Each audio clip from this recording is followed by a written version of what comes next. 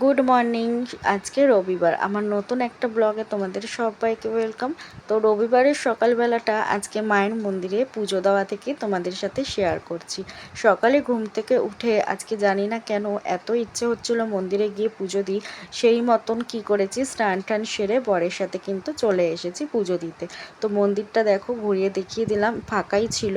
তো সেই জন্যে খুব সুন্দরভাবে পুজো দিলাম, অঞ্জলি টঞ্জলি দিলাম, দিয়ে মায়ের কাছে মনের যত যা ইচ্ছা, যা কিছু ছিল সব বললাম। তো তারপর এখানে দেখো, এই যে মোমবাতি আর ধূপকাঠিটা ধরিয়ে দিচ্ছে আমার বর।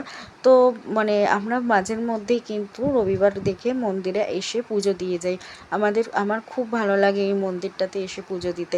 হাতে যদি আরেকটু সময় থাকতো তাহলে হয়তো এখানে বসেই থাকতাম কিছুক্ষণ, কিন্তু হাতে তো বেশি সময় নেই, বাড়ি গিয়ে অনেকবার কাজ টাজ আছে, সেই জন্যে পুজো দিয়ে চলে এসেছি। আর আসার পথে একটু কচুরি আর একটু তরকারি কিনে নিয়ে এসেছি। তো বরের তো খাওয়া হয়ে গেছে, ওদিকে বাবা খাচ্ছিল। আমি আজকে আর সকালে ব্রেকফাস্ট সেরকম কিছু করিনি। আবার এইদিকে দুপুরের দিকে আমার স্টুডেন্ট, আমি যাকে পড়াই, ওর মা বিরিয়ানি করেছিল। তো সে আবার এক কন্টেনার চিকেন বিরিয়ানি দিয়ে গেছে। আবার আমিও রান্না করেছি, কিন্তু আজকে এক রকম পদই করেছি। এই দেখো, শুধুমাত্র কাঁচকলা, পেঁপে, আলু দিয়ে মাছের ঝোল। কারণ আমার শ্বশুরের একটু পেটটা গন্ডগোল হয়েছে, সেই জন্য এই ঝোলটাই করেছি। তো দুপুরবেলা খাওয়া দাওয়া সেরে আমরা আবার বেরিয়ে গেলাম আমাদের একটা বন্ধুর বাড়িতে। তো ওখানে আমরা 3-4 জন বন্ধু মিলে আর কি একটা দেখা সাক্ষাৎ হবে, অনেক দিন মিট করা হয়নি, সেই জন্যে। তো এই যে আমার বর বসে আছে আর আমি পিছনে বসেছি।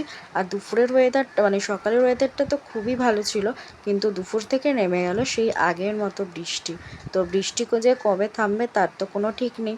আর যাবার পথে ওদের বাড়ির সামনে এই যে দোকানটা, এই দোকানটাতে না কালবাট মুরগি পাওয়া যায়, আমার খুবই ভালো লাগে খেতে। তো তোমরা অনেকেই হয়তো নাম শুনেছো, আবার অনেকেই জানো না। মুরগিটা খুবই টেস্ট হয়, তো ওই জন্য এখান থেকে একেবারে মুরগিটা নিয়ে যাচ্ছি। ওখানে গিয়ে রান্না বান্না করে সবাই একসাথে খাওয়া দাওয়া করব। আর এখনও কিন্তু বৃষ্টি হচ্ছে, আমি ছাতা মাথায় দিয়ে দেখো দাঁড়িয়ে রয়েছি। আর ওদের বাড়ির দিয়ে যে রাস্তাটা গেছে এত সুন্দর, এটা কিন্তু উচ্চপ্রতা থেকে যে রাস্তাটা গেছে ওই দিকেই।